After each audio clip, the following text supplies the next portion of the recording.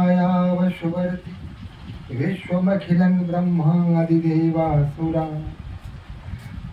यस्त्वदा मृषैव भाति सकलं रज्जो यथार्हिर्भ्रमः यत्पादप्लवमेकमेव हि भवाम्भोधेऽस्ति तीर्षावतारम् वन्देऽहं तं शेषकारणपरं रामाख्यमीशम् गुरुर्ब्रह्मा गुरुर्विष्णुः गुरुर्देवो महेश्वरः गुरुं साक्षात् परब्रह्म तस्मै श्री गुरुवे नमः।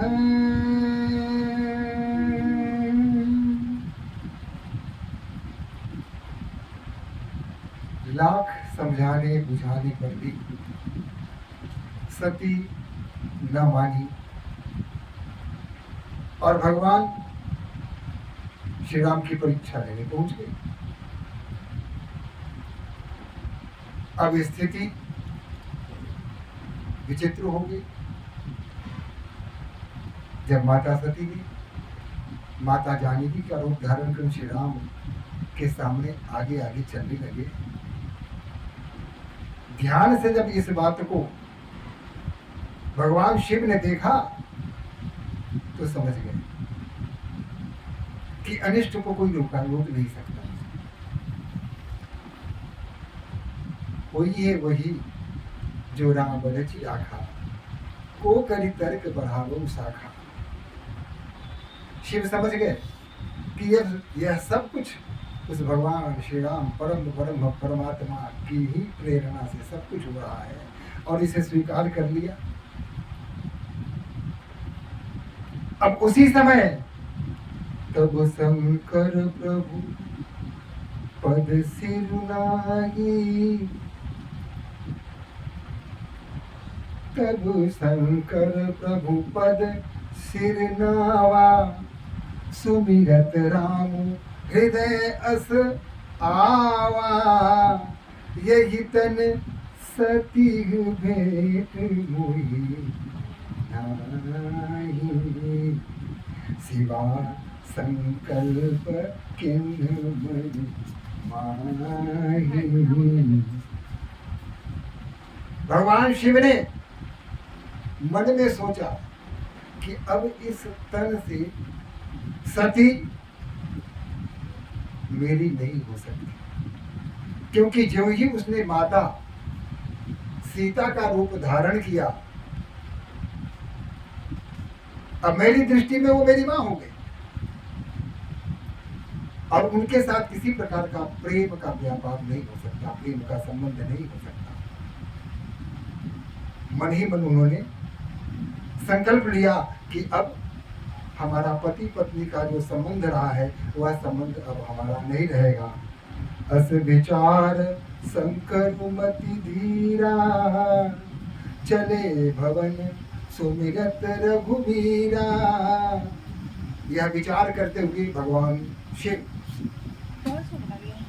कैलाश के लिए चल पड़े और हृदय में भगवान श्री राम का गुणगान करते हुए चले।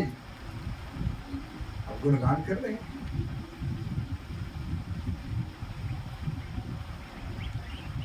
वो कहते हैं कि हे प्रभु, हे परमात्मा, हे दीनदयाल, हे दीनेश्वर, आप मेरे हृदय में विराजमान हैं। आप हमारे मन में हैं, हमारे तन में हैं, हमारे जीवन में हैं, हमारे प्रत्येक कार्य में आप उपस्थित हैं। और इस तरह भगवान शिव भगवान श्री राम के ध्यान में लीन हो गए और वहां से उनके संबंध में ही सोचते विचारते कैलाश के लिए चल पड़े। लेकिन चलत गगन भेगिरा सुहाई। अचानक आकाशवाणी हुई, जो ही वहां से चला और मन में यह निर्णय किया कि अब मेरा और सती का दाम्पत्य जीवन नहीं चल सकता, अब सती मेरे लिए पत्नी नहीं रह गई, हमारा अब इस जन्म में इस शरीर से सती के साथ किसी प्रकार का कोई संबंध नहीं रहेगा, यह उन्होंने निर्णय किया। तभी चलत गगन भय गिरा सुहाई, जय महेश भली भगति दृढ़ाई। आकाशवाणी हुई कि धन्य हो शिव, आपकी भक्ति धन्य है, आपकी दृढ़ता धन्य है कि आपने ऐसा निर्णय लिया, भक्ति के कारण अपनी पत्नी तक का परित्याग करने का आपने निर्णय लिया। यह साधारण नहीं है। असपन तुम बिनु करही को आना, इस प्रकार का पन आपके अतिरिक्त और कौन कर सकता है? कोई नहीं कर सकता। राम भगत समरथ भगवाना, भगवान राम भक्ति में समर्थ हैं, यह आपने साबित कर दिया। यह नभवाणी हुई, आकाशवाणी हुई। और आकाशवाणी हुई तो क्या सती ने यह आवाज नहीं सुनी? उनके कान में भी यह बात आई, सती ने भी सुनी, शिव ने भी सुनी। सती ने कहा, सुनी नभ गिरा सती पुर सोचा। जब आकाशवाणी हुई तो शरीर मन ही मन सती माता ने सोचा, क्या सोचा? पूछा सियहि समेत सकोचा, पूछा सिवहि समेत सकोचा। भगवान शिव से संकोच के साथ, निसंकोच नहीं, निर्भीक होकर नहीं, संकोच के साथ उन्होंने शिव से, भगवान शिव से पूछा। क्या पूछा? किन कवन पन कहूं कृपाला, हे कृपाला, हे कृपा करने वाले, हे शिव, ये कौन सा प्रण आपने कर लिया?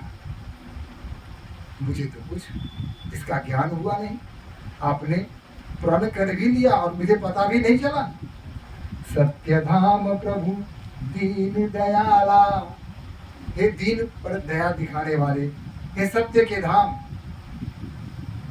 दीन बंधु, आप मुझे इस बात को बताइए कि आखिर ऐसा कौन सा प्रण आपने कर लिया जिसकी आकाशवाणी हुई। लेकिन यद्यपि सती पूछा बहुभांति,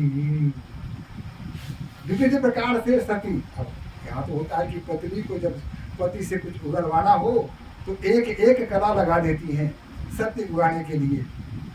तो विविध प्रकार के कला माता सती ने लगाया, लेकिन भगवान शिव ने सही बात नहीं कही। यहाँ देखिए कि कितनी बड़ी बात है। भगवान शिव माता सती के हृदय को चोट पहुंचाना नहीं चाहते थे, उनकी भावनाओं को आहत करना नहीं चाहते थे। कुछ संत कहते हैं कि भगवान शिव ने कहा कि मैंने तुमको त्याग दिया, ऐसा कुछ नहीं कहा भगवान शिव ने। प्रत्यक्ष रूप से माता सती के सामने ऐसा कोई भी प्रश्न नहीं किया, ऐसा कोई उत्तर नहीं दिया, ऐसी कोई बात नहीं की। लेकिन माता सती तो सब समझती थी, संकोच में ये नहीं बोलती थी, और इनकी मर्यादा को ध्यान में रखते हुए भगवान शिव कुछ बोलते नहीं थे कि यद्यपि सती पूछा बहुभांति, बहुत प्रकार से पूछने का प्रयास किया, तदपि न कहे त्रिपुर आराती, लेकिन बात क्या है? यस, बात भगवान शिव ने नहीं बताई। बात बनाते रहे, इधर की उधर की बात करते रहे, लेकिन सत्य क्या है यह माता सती के सामने उन्होंने नहीं रखा, उन्होंने नहीं बताया। लेकिन सती हृदय अनुमान किया, सती ने मन ही मन अनुमान लगा लिया। सब जाने सर्वज्ञ, ये भगवान शिव तो सब जानते ही है पहले से, मुझे बताने की आवश्यकता क्या है? ये बोल नहीं रहे हैं, लेकिन ये सब जानते हैं मैंने कैसे परीक्षा ली, किस प्रकार माता सीता का वेश बनाकर राम की परीक्षा ली, भगवान श्री राम की परीक्षा ली, यह सारी बात तो ये जानते हैं। किन कपटु में संभूषण नारी सहज जर अज्ञ। कहा कि लेकिन मैं नारी, अब यहाँ नारी के प्रति हमारे भगवान गोस्वामी तुलसीदास का जो दृष्टिकोण है थोड़ा सा प्रश्न खड़ा करता है कि नारी जाति अज्ञानी होती है, इस तरह की बात होती है। लेकिन यहाँ यह नहीं कहा जा सकता कि भगवान गोस्वामी तुलसीदास ने कही है कि नारी अज्ञान होती है। यहाँ सती जो जो आत्मभर्त्सना में लगी हुई है, आत्मग्लानि में मर रही है, उसकी अभिव्यक्ति है कि मैं ऐसी अज्ञानी हूँ, मैं नारी जाति है मेरी, और मैं इतनी मूर्खा थी कि कुछ समझ नहीं पाई और हमने अपने पति पर अविश्वास किया, उनसे झूठ बोला, सारी बातें होती रही। अब इस तरह का हृदय समुझत निज करनी, चिंता अमित जाई नहीं बरनी। अपने मन में सोच रही है कि हमने जो करने की है, और उनकी चिंता बढ़ती चली जा रही है। कृपा सिंधु से शिव परम अगाधा, शिव कृपा सिंधु तो है ही, प्रकट न कहे मोर अपराधा। मैंने जो अपराध किया है वो प्रत्यक्ष रूप से नहीं कह रहे हैं। यही है हमारी भारतीय परंपरा, सनातनी परंपरा, जहाँ पति पत्नी की भावनाओं का आदर करता है, पत्नी पति की भावनाओं का आदर करती है, एक दूसरे का सम्मान करते हैं। ऐसा ना कि जो मैंने आया बोल दिया तो कहलियो ना जे परीक्षा देवे न जो आगे दे तो जे भेलो उसे भुगत। ऐसा शिव ने नहीं कहा। सब कुछ जानते हुए भी उन्होंने अपने मुख को बंद रखा। क्यों? कि मेरे शब्दों से सती आहत न हो जाए। यह विशेषता है हमारे धर्म की, हमारे सनातन धर्म की, हमारे सनातन संस्कृति की, हमारी सनातन सभ्यता की, कि पति पत्नी क्या, हम सदैव दूसरों के सम्मान, उसकी भावनाओं का सम्मान करते हैं। हम कभी किसी के दिल, उसके मन को दुखाना नहीं चाहते। सर्वे भवन्तु सुखिनः, सर्वे सन्तु निरामयाः, सर्वे भद्राणि पश्यन्तु मा कश्चित् दुःखभाग् भवेत्। यह भावना है, सभी सुखी हो जाएं, सभी निर्भय हो जाएं। यह भावना हमारे ही इस सनातन धर्म में है, अन्यत्र कहीं देखने को नहीं मिलेगा। बोलो सनातन धर्म की जय। यह है सनातन धर्म परंपरा। तो कृपा सिंधु शिव परम अगाधु, प्रकट न कहु मोर अपराधु। प्रत्यक्ष रूप से मेरे अपराध को नहीं कह रहे हैं। यह मां सती सोचती है। शंकर रुख अवलोकी भवानी, भगवान शिव के मुख को अवलोकित कर रही है। प्रभु मोहित जयु हृदय अकुलानी। समझ गई कि प्रभु ने मुझे त्याग दिया,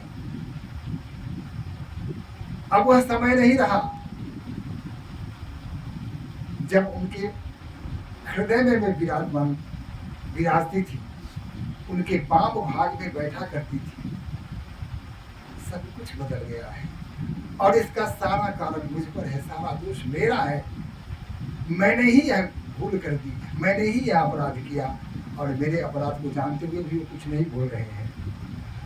तपहि आवा इबुर अधिकारी, निज अग समझि न कछु कही जाई। अपने अग यानी अपनी कमी, अपने अपराध, अपनी भूल को वो समझ रही हैं, और उनके हृदय में अकुलाहट बढ़ रही है। एक तो हमारे पति ने हमें त्याग दिया, यह साधारण बात नहीं है। माता सती के लिए, जो सती हैं उनके लिए असामान्य सी बात नहीं है। अब भगवान शिव ने माता पार्वती को सामने बैठाया, आमने सामने। अब यहां क्या हुआ, क्या कभी इससे पहले भगवान शिव ने माता सती को अपने सामने बैठाया था? नहीं बैठाया था, कभी नहीं बैठाया था। माता सती सदैव परम पिता शिव के बाएं भाग में बैठा करती थी, लेकिन आज दृश्य बदल चुका है, परिस्थिति बदल चुकी है, सब कुछ बदल गया है।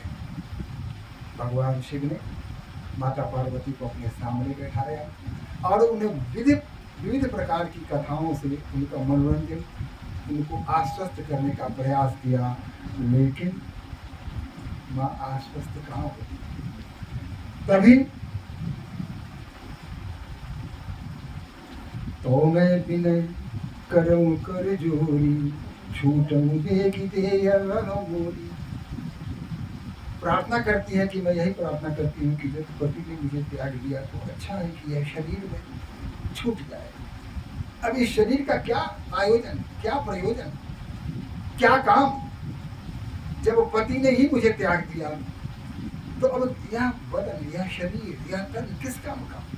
यह आ रहा है कि हे परमात्मा मेरे किसी तरह यह शरीर छूट जाए, किसी तरह मुझे मृत्यु प्राप्त है। जो मोरे शिव चरण से, अगर शिव के चरणों के प्रति मेरे हृदय में कोई स्नेह है, मन क्रम वचन सत्य प्रति और मैं मन से, वचन से, कर्म से अगर पति की अनुगामनी हो तो समुदरसी सुनिय प्रभु करऊ, सोभेगी उपाय। तो समदरसी सुनिय प्रभु करऊ, सोभेगी उपाय। होयु मरण जही बिनहि श्रम, दुसह विपत्ति बिहाय। अगर हे परमात्मा, अगर आप समदर्शी हैं, सब कुछ जानते हैं, तो आप ऐसा उपाय कीजिए कि मुझे बिना कष्ट हुए मेरी मृत्यु हो जाए, बिना मुझे कोई श्रम करना न पड़े, मुझे परिश्रम न करना पड़े, मुझे उद्यम न करना पड़े, बिना किसी उद्यम को किए मुझे मृत्यु को प्राप्त हो जाए। यह प्रार्थना कर रही है सती। यह विधि दुखित ब्रजेश कुमारी। इस प्रकार ब्रजेश कुमारी बहुत दुखी हो जाती हैं। अकथनीय दारुण दुख भारी, और उनका जो दुख है दारुण है, अकथनीय है, अनिर्वचनीय है, कहा नहीं जा सकता है। इतना भारी दुख उनके जीवन में है। बीते संबत सहत सतासी।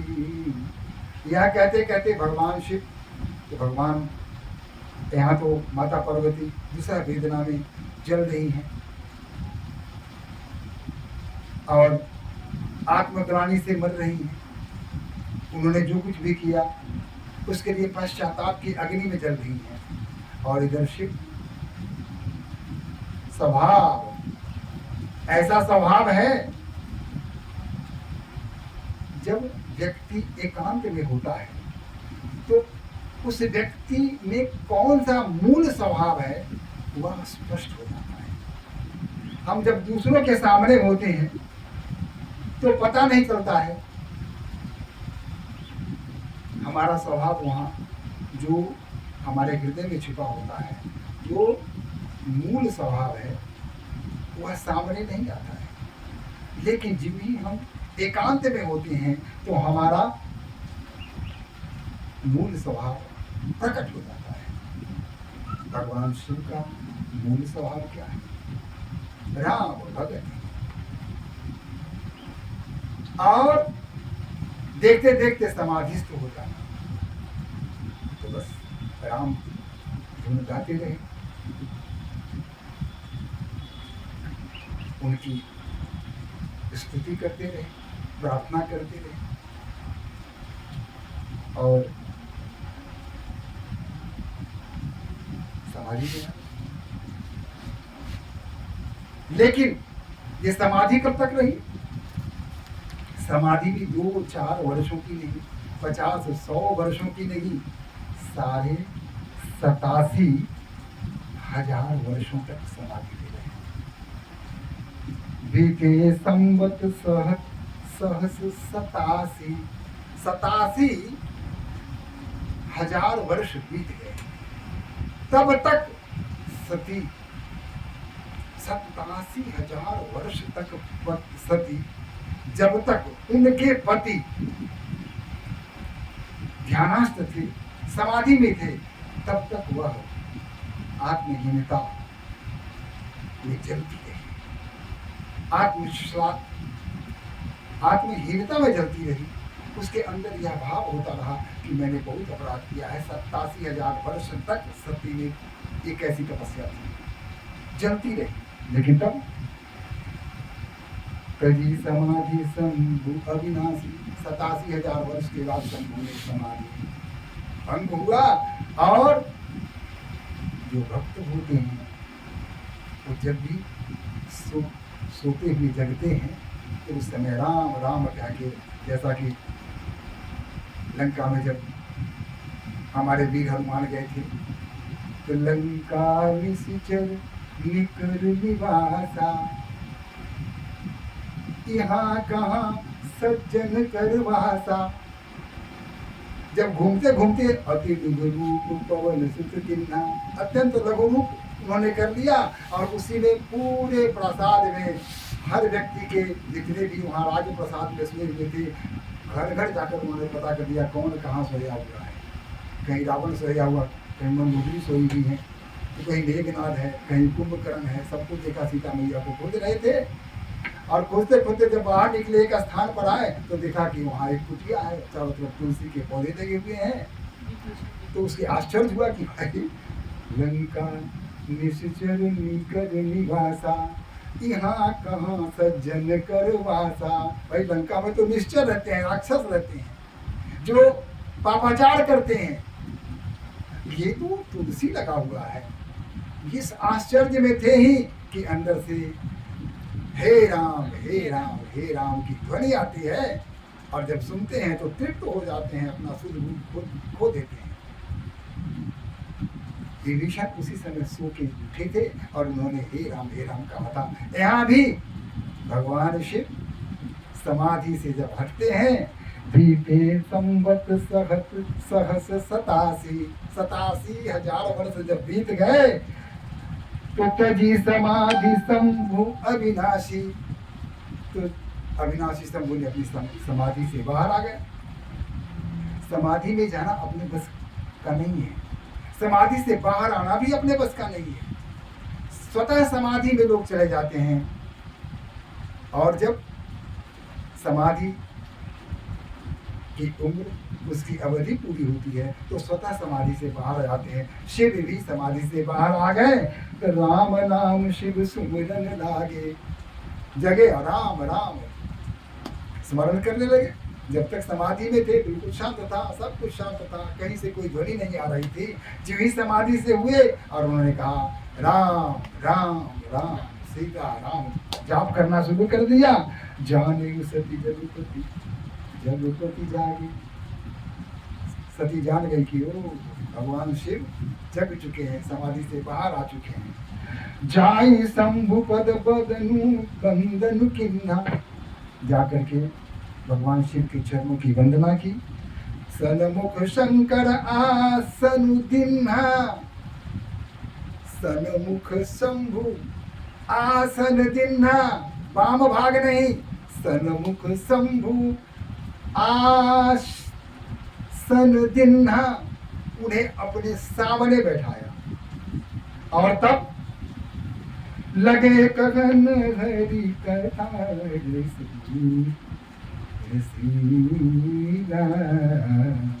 दक्ष ब्रजेश भये तेहि नाना। अब यहाँ एक और बात होगी।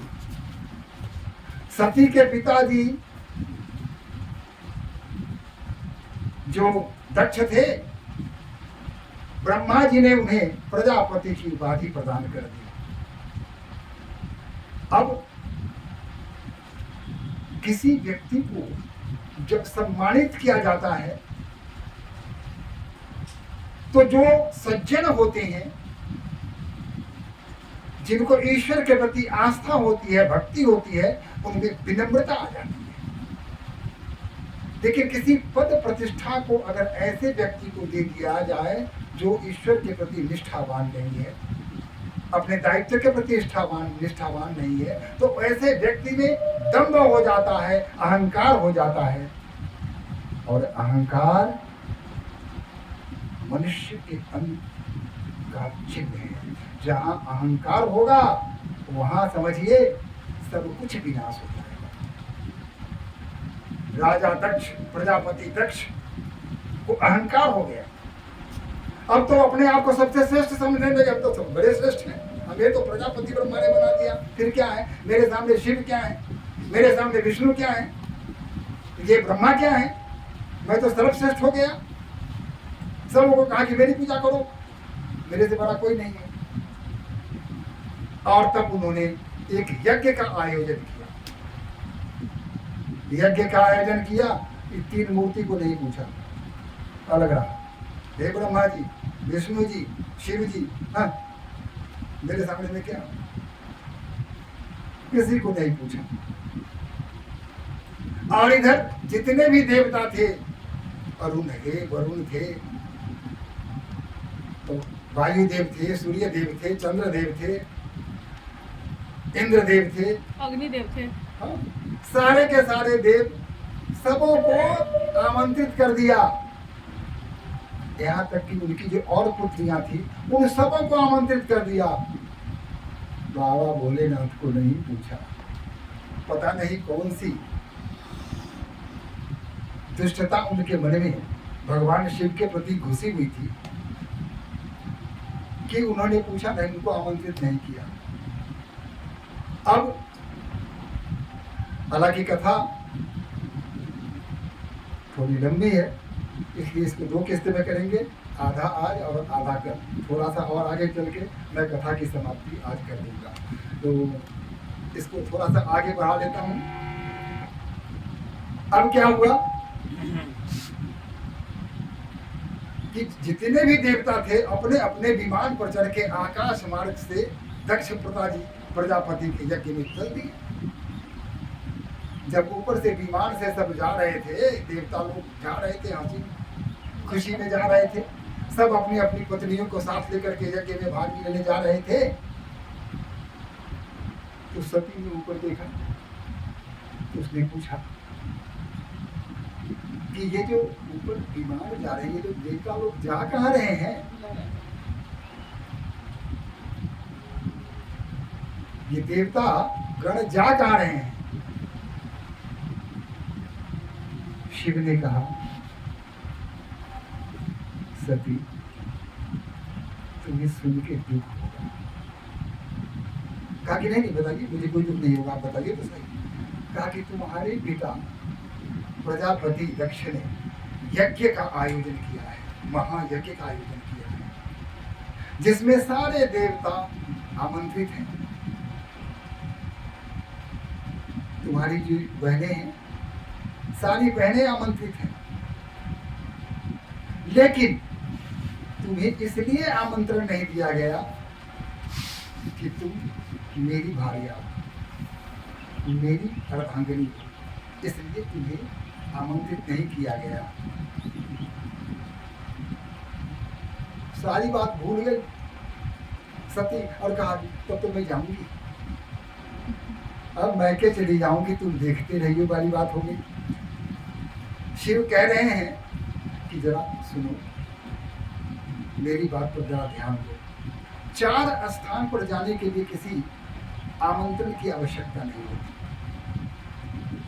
पिता के घर, स्वामी के घर, पति के घर, गुरु के घर और मित्र के घर, इन 4 स्थानों पर अगर जाना चाहो तो बिना आमंत्रण के भी जा सकती हो। लेकिन अगर वहां जाने पर अपमान की अगर आशंका हो तो नहीं जाना चाहिए। मैं तो यही कहूँगा कि आप वहाँ न जाइए। मुझे नहीं लगता कि आपको वहाँ सम्मान मिलेगा, आप अपमानित हो जाएंगी और मुझे आपके सम्मान की चिंता है। मैं नहीं चाहता कि आपका कहीं अपमान हो और कोई इतनी शक्ति किसी में इतनी हो जाए, इतनी दुष्टता हो जाए, इतनी धृष्टता करे कि वह आपका अपमान करने का साहस कर सके। इसी में सहन नहीं कर सकता। इसलिए मैं कहता हूँ कि आप न जाएं तो ज़्यादा बेहतर है। वैसे आप सोचिए क्या करना है। सपने अगिना मैं तो जाऊंगी। पिता के घर जब जाना है, नीति कहता है तो जाने में क्या दिक्कत है? जाने में दिक्कत नहीं है, कोई प्रश्न नहीं है, आप जा सकती हैं। लेकिन क्या वहां सम्मान होगा? आपकी सारी बहनों को आमंत्रण दिया गया है, सारे जितने भी आपके संबंधी हैं सबको आमंत्रित किया गया है, आपको आमंत्रित नहीं किया गया है। इसका माने वो अपने योग्य आपको नहीं समझते, इसीलिए तो आमंत्रित आपको नहीं किया। तो मेरी मानिए तो मैं यही कहूँगा कि आप वहाँ न जाएं। लेकिन भला माता सरस्वती कैसे मानती? उन्होंने कहा कि नहीं, मुझे जाने की आज्ञा दीजिए। कहा कि ठीक है, जब आप नहीं मानती हैं तो जाइए। और तब भगवान शिव ने क्या किया, कुछ जो उनके शिव के साथ कौन रहते हैं? कौन? गण। तो उन्होंने अपने कुछ गणों को उनके साथ लगा दिया। कहा कि ठीक है, आप जाइए। और गणों को कहा कि देखो, इनकी प्रतिष्ठा का ध्यान रखना, इनकी देखभाल करना। और वहाँ से सती माता अपने पिता के घर के लिए चल गई। अब आगे चल, आगे राम भजन कर लेते हैं एक बार। श्री राम जय राम, जय जय राम। श्री राम जय राम, जय जय राम। श्री राम जय राम, जय जय राम। श्री राम जय राम, जय जय राम। श्री राम जय राम, जय जय राम। श्री राम जय राम, जय जय राम। संकट मोचन जय हनुमान, संकट मोचन जय हनुमान। श्री राम जय राम, जय जय राम। श्री राम जय राम, जय जय राम। श्री राम जय राम, जय जय